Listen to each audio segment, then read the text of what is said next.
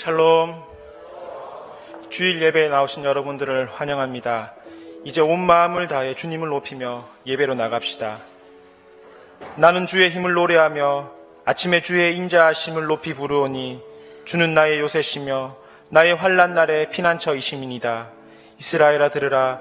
우리 하나님 여호와는 오직 유일한 여호와시니 너는 마음을 다하고 뜻을 다하고 힘을 다하여 내 하나님 여호와를 사랑하라.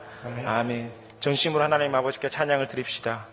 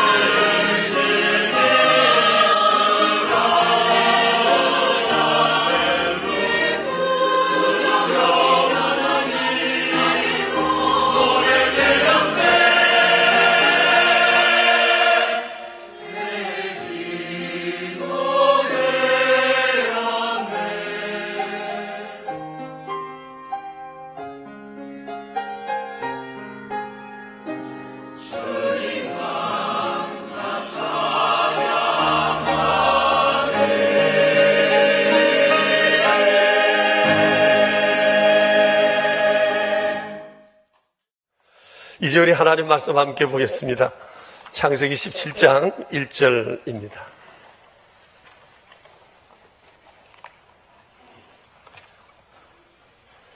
아무리 생각해도 할아버지가 너무 젊다.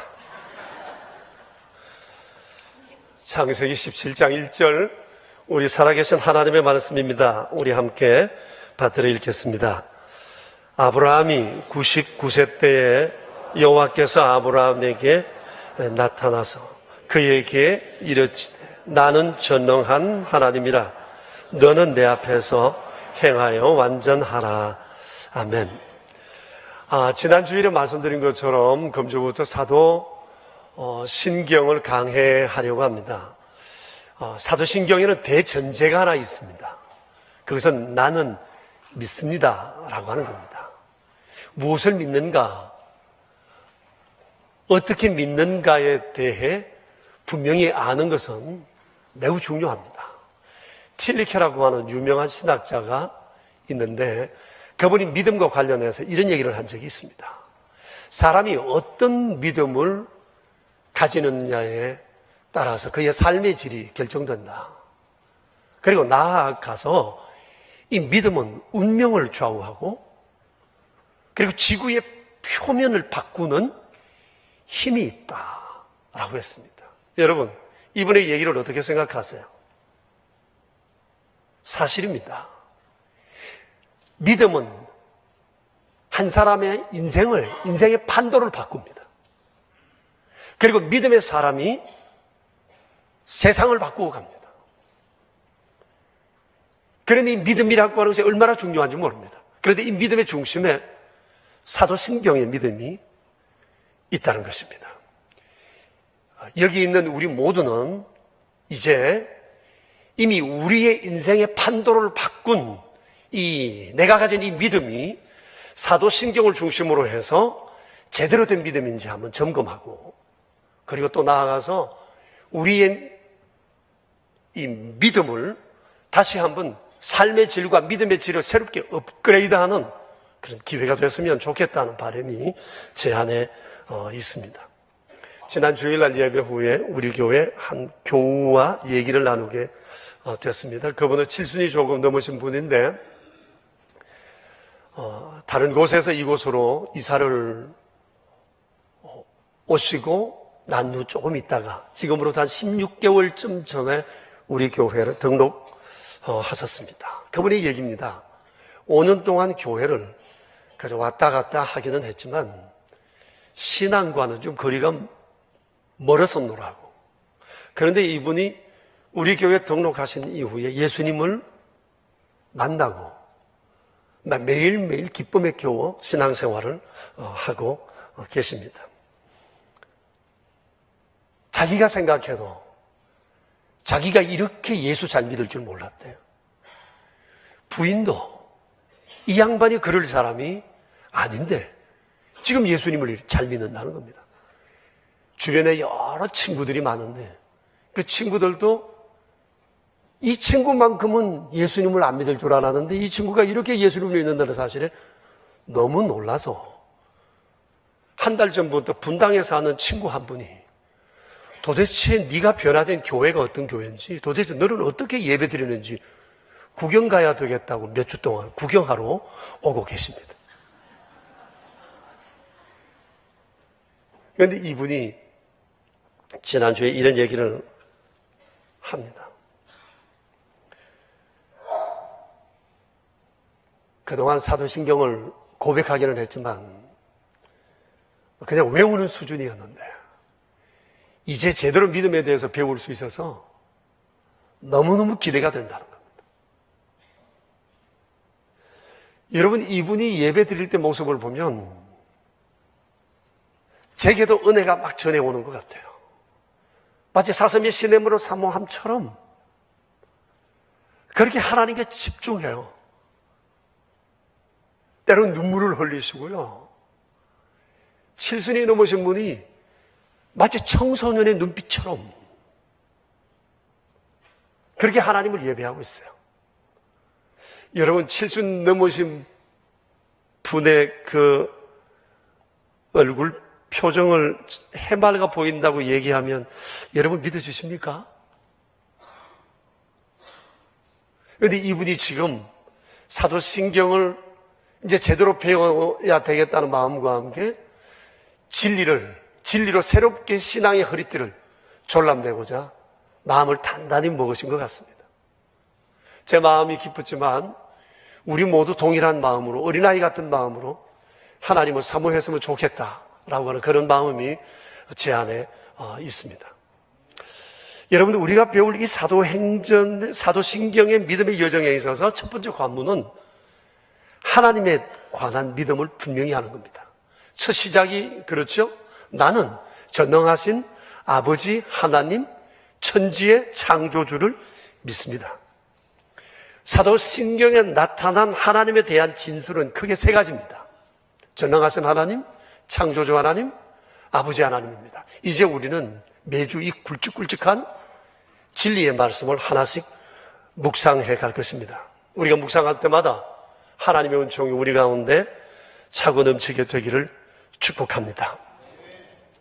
이 중에서 오늘은 전능하신 하나님에 관한 말씀을 드리려고 합니다. 좀 전에 읽었던 창세기 17장 1절 우리 같이 다시 한 번 더 읽겠습니다. 아브라함이 99세 때에 여호와께서 아브라함에게 나타나서 그에게 이르시되 나는 전능한 하나님이라 너는 내 앞에서 행하여 완전하라. 그날 하나님께서 아브라함에게 나는 전능한 하나님이라고 자기 자신을 소개하셨어요. 나는 전능하다. 여러분 이렇게 말씀하실 분이 하나님 외에 또 누가 있겠습니까? 하나님은 자기를 그렇게 소개하셨습니다. 나는 전능한 하나님이다. 여러분 전능이라는 말의 뜻이 뭐죠? 모든 것이 다 가능하다.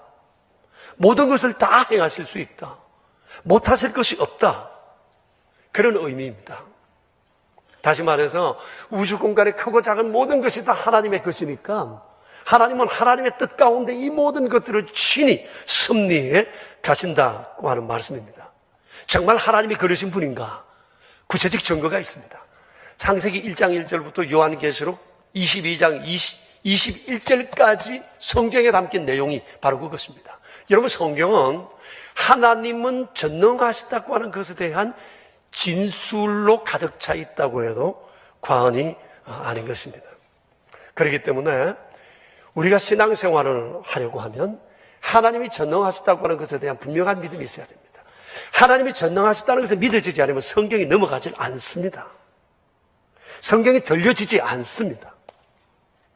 다른 성경이 믿어지지 않습니다. 여러분 보세요. 우리가 지금 사도신경을 고백하는데 사도신경의 맨 서두에 뭐가 있죠? 나는 전능하신 하나님을 믿습니다라고 하는 것입니다. 사도신경은 우리의 믿음을 요약해 놓은 건데 다른 믿음이 되려고 하면 하나님이 전능하시다고 하는 것에 대한 분명한 확신과 이 믿음이 있어야 한다고 하는 것입니다. 하나님이 전능하시다는 것을 믿으실 때 이것이 우리에게 진정한 믿음이 되고 다른 성경의 모든 내용들이 믿기워진다고 하는 것입니다. 하나님이 전능하시다는 것이 믿어져야 하나님에 대한 두려움과 경외심이 생기는 겁니다. 여러분 역사학자 토인비라는 사람이 쓴 역사연구라는 책에 대한 얘기를 들어보셨을 것입니다. 기념비적인 책이라고 그러잖아요. 그분이 거기서 그런 얘기를 했습니다. 두려움이 종교를 만들었다고요. 신에 대한 두려움이 신을 경배할 믿음을 갖게 했다는 겁니다. 여러분 하나님이 전능하시다는 이 믿음을 가져야 하나님에 대한 두려움과 경외심이 생기고 이것이 예배와 믿음으로 발전될 수 있다고 하는 것입니다. 지난주에 여러분에게 믿음의 속성에 대해서 말씀드렸는데 기억하십니까? 믿음은 어떤 속성을 가지고 있죠? 전적, 수용, 그리고 전적, 순종, 전적, 헌신, 그리고 전적, 위탁입니다. 여러분 생각해 보십시오.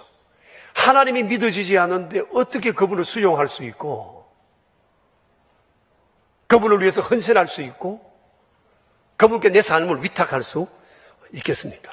자, 그러니까 신앙의 기본은 하나님은 전능하시다는 것을 믿는 것이다. 믿음은 하나님은 전능하시다는 것을 믿는 데서부터 시작한다. 이것을 우리가 결코 잊지 말아야 할 것입니다. 여러분 창세기 17장은 아브라함이 99세 되었을 때 그가 하나님을 따라 나선 지 24년쯤 되었을 때 얘기입니다. 하나님께서 그를 만나서 이 말씀을 하신 겁니다. 나는 전능한 하나님이라. 너는 내 앞에서 행하여 완전하라. 아마 눈치 빠르신 분들은 눈치챘을 겁니다. 하나님께서 왜 그에게 이 말씀을 하셨을까? 아브라함의 삶에 있어서 전능하신 하나님을 믿는 일에 문제가 있었다는 것을 하나님은 여기에서 말씀하고 계신 거예요. 사실 그동안 아브라함의 삶에는 불미스러운 몇 가지 일이 있었습니다. 첫째는 기근이었습니다. 그가 하나님을 따라 나섰을 때 얼마 지나지 않아서 하나님이 가라고 하신 그 땅에 기근이 들었습니다. 하나님을 따라 나섰는데 가나안 땅에 도착했어요. 이곳이 바로 하나님께서 그에게 약속하신 땅이었습니다. 그때 하나님께서 그에게 말씀하셨습니다. 내가 이 땅을 너희에게 준다. 너무 감격한 아브라함이 하나님 앞에 제단을 쌓고 예배를 드렸습니다. 이것은 다시 말하면 이 땅은 하나님의 소유라고 하는 것에 대한 선언인 셈입니다. 그런데 그 땅에 기근이 심하게 든 겁니다. 믿음으로 간 땅인데 기근이 들었으니까 초장부터 낭패를 본 것입니다. 상황이 이렇게 되자 아브라함은 생각할 겨를도 없이 본능적으로 애굽으로 내려갔습니다. 당시 애굽이 모든 것이 풍족했기 때문이에요. 그런데 애굽은 낯선 곳입니다. 그래서 여간 조심스럽지가 않았습니다. 그래서 잔뼈를 썼어요. 자기 아내를 누이라고 소문을 내기 시작한 겁니다. 그런데 여러분 창세기 12장에 보면 아브라함의 아내 사레가 아주 아리따웠다고 얘기하고 있어요. 여러 번 말씀하고 있습니다. 정말 아리따웠던 것 같습니다. 근데 겁이 난 거죠. 너무 아름다우니까 다른 사람들이 자기를 죽이고 아내를 뺏어갈까 싶었습니다. 자, 그때 사레의 나이가 몇 살이냐? 65세입니다. 65세에 할머니 뿔 되신 분이 아리따웠다면 굉장히 동안이었던 것 같습니다. 상당히 부러우신 분들이 많아 보입니다. 근데 너무 아름답다 보니까 이런 염려가 생겼는데 이것은 좀 지나친 염려라고 생각합니다. 근데 예상치 못한 일이 발생하긴 했어요. 애굽 왕이, 이집트 왕이 자기 아내를 탐이 나서 왕의 아내로 삼고자 한 것입니다. 그리고는 아브라함에게 충분한 보상을 해 주었습니다. 그때 아브라함이 아내를 내어주고 받은 보상이 양과 소와 암수 나귀와 낙타와 많은 노비를 선물로 받았다고 했습니다. 이러자고 온 건 아닌데 일이 아주 잘못 꼬인 겁니다. 그리고 전제 군주 국가에서는 왕의 말은 곧 법인데 물을 수도 없고 이제 큰일 났습니다. 사라의 입장에서도 기가 막힐 것입니다. 내가 이 남자 하나만 믿고 지금까지 살아왔는데 얼마나 마음이 상하겠어요.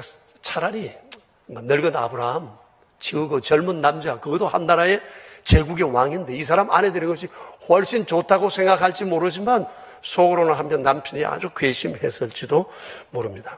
아무튼 아브라함은 자기가 바라는 생활은 안정이 됐어요.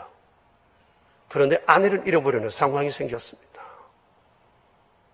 이제 가정에 문제가 생기고 하나님과의 언약 관계에 또 문제가 생기게 된 것입니다. 그때 하나님께서 빈상 간섭을 하시게 되고 그를 그 어려움 가운데 구해 주셨습니다. 그런데 아마 이것은 남편으로서 평생 험이 됐을 겁니다. 아브라함은 그때 일생일대에 실수를 한 것입니다. 자, 그런데 여러분, 그가 이런 실수를 하게 된 원인이 뭐라고 생각하세요? 기근 때문일까요? 아닙니다. 하나님이 전능하시다는 것을 믿는 믿음에 문제가 생겼기 때문입니다. 그런데 이와 같은 일은 그 이후에 또 한 번 반복이 됩니다. 둘째 문제는 불임이었습니다. 하나님께서 그에게 말씀하셨어요. 분명히 내가 너의 아내 사라를 통해서 내가 너에게 후손을 준다. 그리고 그가 내 뜻을 이룰 너의 후사가 될 것이다 라고 말씀을 하셨지만 10년쯤 지나자 더 이상 이 불임으로는 아이를 낳을 수 없다는 생각이 들어서 결국은 아내의 몸종 하갈을 통해서 아들을 보게 됩니다. 그 아들이 이스마엘입니다. 이스마엘이 태어나면서 그 가정엔 많은 불화가 있었습니다. 그리고 역사적으로 볼 때도 본처 소생인 이삭과 후처 소생인 이 하갈, 이스마엘 사이 후손들끼리 역사적으로 굉장한 충돌이 계속 되어져 왔고 지금도 이슬람과의 갈등의 도화선이 되고 있습니다. 왜 그랬을까? 이건 역시도 하나님의 전능하심을 믿지 못하는 것이 화근이었습니다. 자, 그렇다고 보면 틸리케의 지적이 아주 정확합니다. 사람은 어떻게 무엇을 믿느냐에 따라서 삶의 질이 결정되고 운명을 좌우하고 역사의 장을 바꿀 수도 있다고 하는 것입니다. 그리고 그렇게 세월이 흘러서 이제 아브라함의 나이가 99세가 되고 그가 신앙생활한 지 24년쯤 되었습니다. 그때 아브라함이 오늘 성경의 말씀처럼 하나님께서 아브라함에게 나타나셨습니다. 그리고는 그날 하나님께서는 아브라함에게 하나님의 전능하심에 대해서 집중해서 교훈하셨습니다. 나는 전능한 하나님이라. 너는 내 앞에서 행하여 완전하라. 여러분 17장 전체의 내용은 하나님의 전능하심에 대한 자기 증언으로 가득 차 있어요. 전체 내용이. 그런데 하나님은 자신이 전능하시다는 것을 얘기하시면서 늘 사용하시는 관용구가 하나 있어요. 내가 하리라. 내가 한다는 말씀이었습니다. 무려 12번 이상 하십니다. 여러분 내용을 같이 한번 보세요. 2절을 한번 볼까요? 밑줄을 그으면서 봤으면 좋겠어요. 자, 보세요. 내가 내 언약을 나와 너 사이에 두어 너를 크게 번성하게 하리라. 내가 하리라 하셨어요. 4절에도 내 언약이 너와 함께 있으니 너는 여러 민족의 아버지가 될지라. 내가 하겠다는 거예요. 5절에 보시면 너의 이름을 이제 아브라함이라 할 것인데 이는 내가 너를 여러 민족의 아버지가 되게 할 것이다. 6절에 내가 너로 심히 번성하게 할 것이다. 민족들의 왕들이 내게서 나올 것이다. 7절에 내가 내 언약을 세워 내가 너의 후손에게도 하나님이 되리라. 8절에도 내가 너로 영원한 기업이 되게 하고 나는 너의 하나님이 되리라. 15절 16절 같이 읽겠습니다. 하나님이 또 아브라함에게 이르시되 내 아내 사레는 이름을 사레라 하지 말고 사라라 하라. 내가 그에게 복을 주어 그가 내게 아들을 낳아주게 하며 내가 그에게 복을 주어 그를 여러 민족의 어머니가 되게 하리니 민족의 여러 왕이 그에게서 나리라. 19절 계속 읽읍시다. 하나님이 이르시되 아니라 내 아내 사라가 내게 아들을 낳으리니 너는 그 이름을 이삭이라 하라. 내가 그와 내 언약을 세우리니 그의 후손에게 영원한 언약이 되리라. 20절 이스마엘에 대하여는 내가 내 말을 들었나니 내가 그에게 복을 주어 그를 매우 크게 생육하고 번성하게 할지라.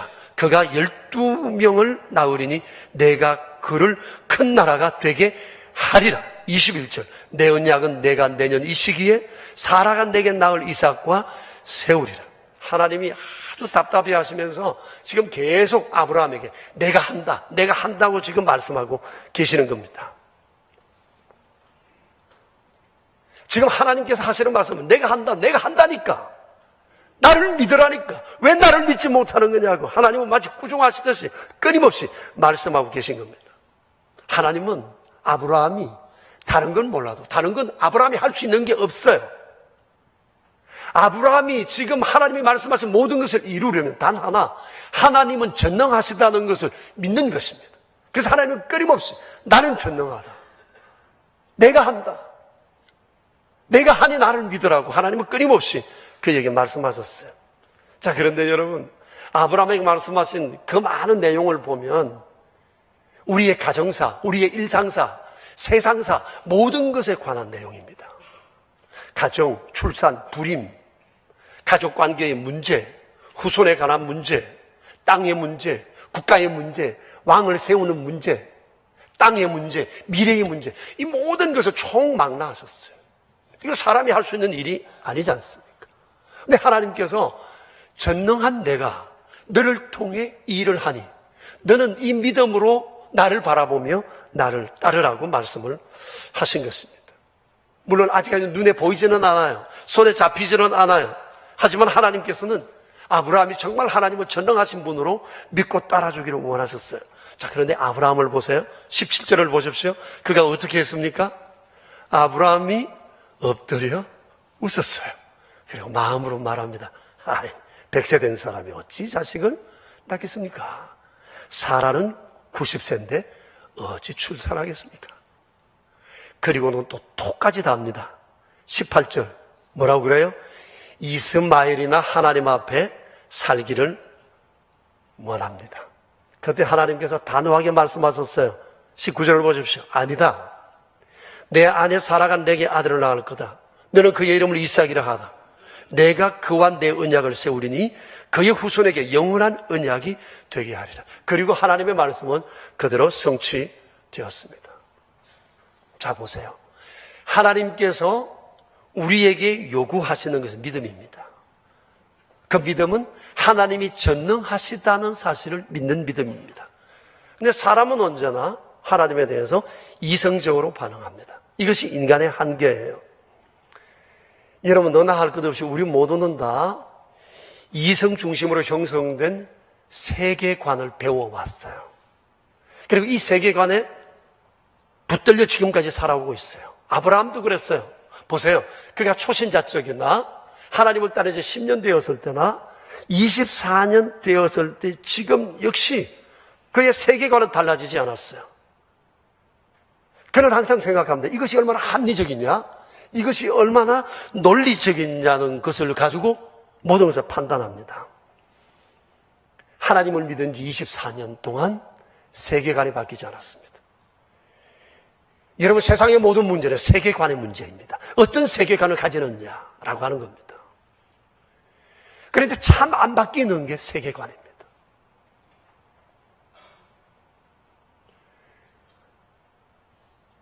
그러므로 어렸을 때 어떤 세계관을 배우느냐는 것은 너무 중요합니다. 여러분, 나의 세계관은 어떻습니까? 우리 아이들은 지금 어떤 세계관을 가지고 있는 것 같습니까? 근데 여러분 돌아보세요. 세상이 좀 다 논리적이고 합리적입니까? 세상에 그렇지 않은 일들이 얼마나 많이 발생되고 있습니까? 그래서 사람들은 흔히 기적이라고들 얘기를 합니다. 기적이 아니어도 논리적이고 합리적이지 않는 일의 결과들이 너무너무 많습니다. 근데 성경 안에 보면 논리적이고 합리적인 얘기가 또 많이 있습니다. 그러면서도 논리와 합리를 떠난 내용들도 너무 많습니다. 그런데 우리 믿는 사람들은 이것을 믿음으로 수용합니다. 이것을 신앙적 논리라고 얘기합니다. 여러분, 신앙적 논리가 뭐냐? 간단히 말하면 이런 겁니다. 신앙이 앞서고 이성이 뒤따르는 겁니다. 신앙이 길을 개척하면 이성은 길을 닦는 겁니다. 신앙이 재료를 주면 이성은 재료를 챙기는 겁니다. 다시 말하면 알기 위해 믿는 거예요. 믿지 않고는 알 수가 없어요. 그래서 신앙적 논리의 핵심은 선믿음, 후지식입니다. 믿지 않으면 성경이 안 넘어가요.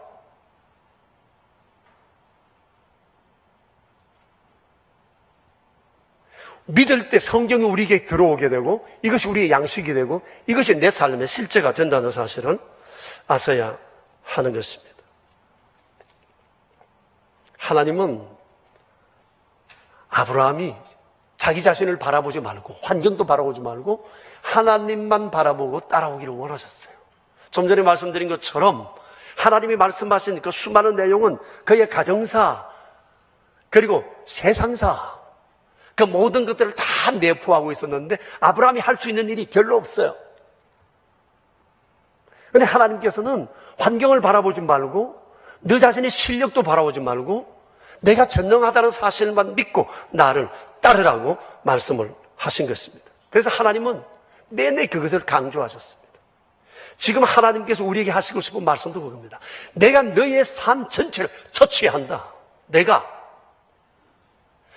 너 개인사, 가정사, 내가 관계하고 있는 모든 세상사 내가 다 알고 있고 일들을 내가 주관하고 있으니 내가 할 것이니 너는 나를 바라보며 나를 따르며 내가 내게 명하는 그 명령이 무엇인지 듣고 따르기를 원하시는 것입니다. 그래서 주님은 아브라함에게 그 말씀을 하신 겁니다. 나는 전능한 하나님이라 너는 내 앞에서 행하여 완전하라고 말씀하신 겁니다. 그러니 여러분, 전능하신 하나님을 따르는 사람으로서 우리가 가져야 할 신앙적 태도는 하나님 앞에서 행하여 완전한 것입니다. 자, 그러면 이게 무슨 뜻이죠? 하나님 앞에서 행하여 완전하라. 이게 무슨 뜻입니까? 여러분, 문자 그대로 받아들이면 됩니다. 너는 내 앞에서 행하라 그러셨습니다.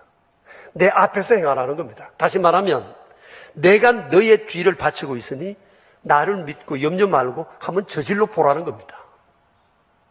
이게 하나님 마음입니다. 하나님께서는 너의 든든한 백그라운드가 되고 너를 밀고 있으니 나를 믿고 한번 해보라는 겁니다. 인디안들이 자기 자녀들에게 담력을 훈련시킬 때 이런 훈련을 시킨다네요. 어린 아이를 깜깜한 밤중에 산속 깊숙한 곳에 데려가서 나무에 묶어둔답니다.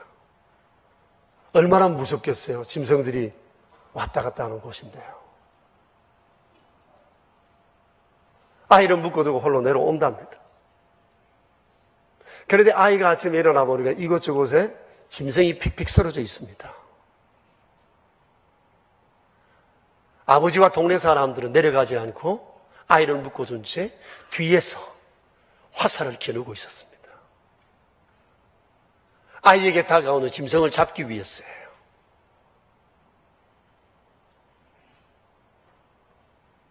아이가 이것을 배웁니다. 아, 내 뒤에는 참 용사이신 아버지와 동네 어른들이 있다. 이렇게 해서 이 아이가 믿음이 자라는 겁니다. 우리의 믿음이 자라는데도 동일한 원리는 적용이 됩니다. 하나님께서 오늘 말씀하십니다. 내가 너 뒤에 있으니 너는 내 앞에서 행하라. 한번 일을 한번 저질러 보라고 말씀하시는 거예요. 오늘 이 자리에서도 이 말씀을 믿음으로 받으실 분들이 있을 것입니다. 그리고 믿는 대로 될 것입니다. 훗날 오늘의 이 사실을 간증할 수 있게 되기를 바랍니다. 자, 그런데 주님은 오늘 말씀하세요. 내 앞에서 행하여 완전하라고 하세요. 이 완전이라는 말은 윤리도덕적으로 흠이 없이 살라는 그런 뜻이 아닙니다. 전능하신 하나님을 믿고 따르는 일에 일편단심의 마음을 가지고 살라, 그런 뜻입니다. 보세요. 하나님은 아브라함과 사레의 이름까지 계명해 주시면서까지 새로운 삶을 살아가기를 원하셨어요. 믿음으로 담대히 나아가기를 원하셨어요. 하나님은 모든 것에 가능하시고 못하실 일이 없으시기 때문입니다.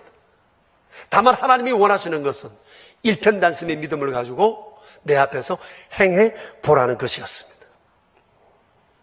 여러분, 그렇다고 보면 아브라함이 믿음의 조상이 된 것은, 존경받는 그런 믿음의 사람이 된 것은 자신의 능력이나 노력이 아니었습니다. 그와 함께 하시는 하나님의 은혜였던 겁니다. 하나님이 아브라함을 아브라함 되게 했어요. 결정적 실수가 여러 번 있었음에도 불구하고 하나님은 그로 하여금 전능하신 하나님을 바라보게 하셨고 끊임없이 그것을 가르치시면서 그를 이끌어 믿음의 조상이 되게 하신 것입니다. 우리 역시 마찬가지입니다. 나의 나됨은 하나님의 은혜예요. 로마서 8장 30절에 이런 말씀이 있습니다. 또 미리 정하신 그들을 또한 부르시고 부르신 그들을 또한 의롭다 하시고 의롭다 하신 그들을 영화롭게 하셨다. 여러분 보십시오. 여기 부르시다, 미리 정하셨다, 의롭게 하신다, 영화롭게 하신다. 우리 전 일생을 지금 두고 말씀하시는 겁니다. 내가 예수 믿은 것이 내가 믿은 게 아니고 하나님이 작정하여 불러 믿게 하신 거예요. 구원받은 것, 영생을 확정시킨 것, 다 이거 하나님이 하신 거라고 말씀을 하시는 겁니다. 어떻게 죄된 우리가 거듭나 하나님의 자녀가 되어 영생을 취할 수 있겠어요? 근데 전능하신 하나님께서 이 일을 이루셨다고 말씀하세요. 우리에게 중요한 것은 하나님이 내 안에서 이루신 이 사실을 믿고 따라가는 것입니다. 이게 믿음인 것입니다.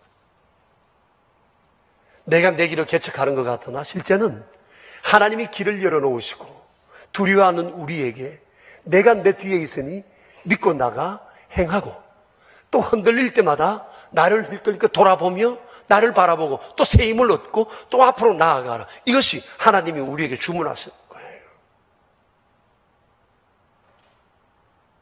우리는 독립만세하는 것이 아니고 항상 함께 하시는 주님을 의지해서 지금까지 살아왔고 앞으로도 그렇게 살아가야 한다고 주님은 말씀하고 계세요. 그런데 여러분 돌아보면 우리에게도 아브라함과 같은 그런 실수와 흔들림이 여러 번 있었습니다. 그러나 그 어떤 경우에도 하나님은 전능하시다는 이 사실을 믿는 일에 우리가 결코 흔들리지 말아야 할 것입니다. 그럴 때마다 하나님은 그 믿음을 통해 하나님이 누구신지 우리에게 나타내 보이시고 우리를 통해 하나님이 하시고자 하시는 그 일들을 아름답게 이루어 가실 거라고 생각합니다. 여러분도 종종 신문에서 보셨겠는데 이런 광고들이 나옵니다. 이번 주간에도 몇 차례 나왔더라고요. 이름을 바꾸라. 이름이 운명을 바꾼다. 그리고 이름을 함부로 짓지 말라. 그리고 또 다른 광고는 숫자를 잘 선택해라. 휴대전화번호, 자동차 번호, 은행 비밀 구자번호, 이것도 좋은 번호를 선택하고 뭐 이렇게 딱 떨어지는 번호를 선택해야 당신의 운명이 달라진다. 대한민국 1%의 부자가 되고 싶으냐? 숫자 잘 선택해라. 그리고 무덤과 집터를 잘 보고 선택하라. 또 도장을 새로 팔아. 직인도 새로 도안해라. 기륭화복, 생사화복이 다 여기에 달려있다. 이런 광고 보신 분 많을 거예요. 그거 보시니까 어떠시던가요? 한번 그렇게 하고 싶은 마음이 생겼나요? 정말 거기에 기륭화복, 생사화복이 달렸을까요? 그런데 문제는 이 광고가 너무 자주 나온다는 겁니다. 둘 중 하나일 겁니다. 장사가 되게 잘 되거나 장사가 되게 안 되거나. 어느 쪽인 것 같습니까? 장사가 되게 잘 되는 겁니다. 아니 여러분 신문 하단에 그거 몇 천만 원 주고 광고를 어떻게 냅니까 그거? 장사 안 되면 못 내죠. 거기에 마음이 흔들리는 사람들이 많고 그렇게 따르는 사람이 많다고 보지 않겠습니까?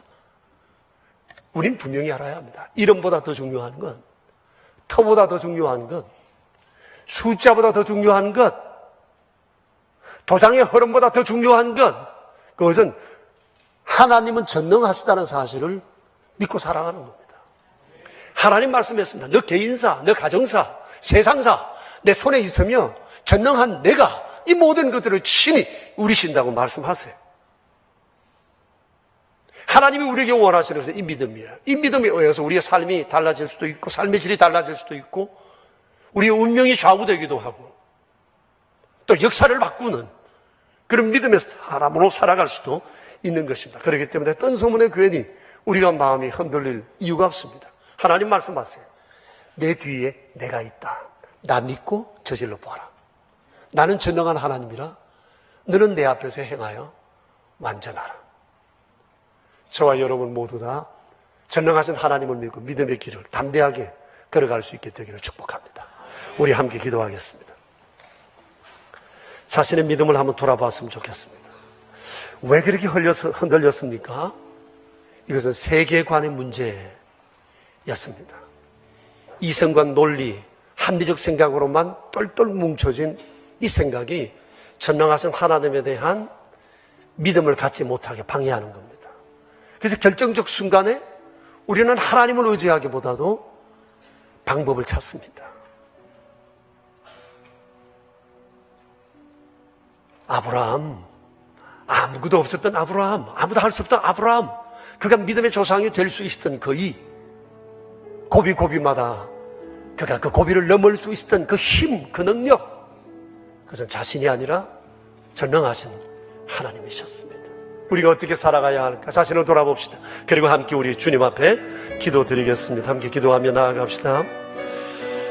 자비로우신 주님, 연약하고 부족한 우리가 하나님의 은혜 가운데 새롭게 되고 하나님의 은혜에 붙들린 것마다 이렇게 여기까지 살아오게 된 걸 감사드립니다. 전능하신 하나님, 만군의 여호와 우리 주님, 세상의 모든 일들을 친히 주관하시고 주 뜻대로 모든 것들을 이끌어가시는 자비로우신 주님 찬양합니다. 주님, 우리에게 지금 가진 잘못된 세계관에서 참 우리의 믿음이 흔들려 제대로 된 믿음의 길을 걷지 못하고 우리가 얼마나 어려움을 당하고, 오 주여, 우리를 새롭게 해주시기 바랍니다.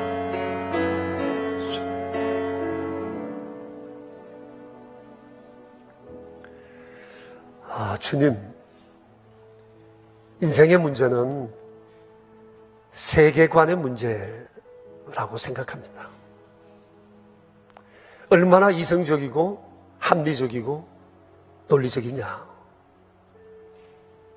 세상을 살아가는 모든 사람들은 오직 이 한 가지 기준으로 모든 것들을 판단합니다.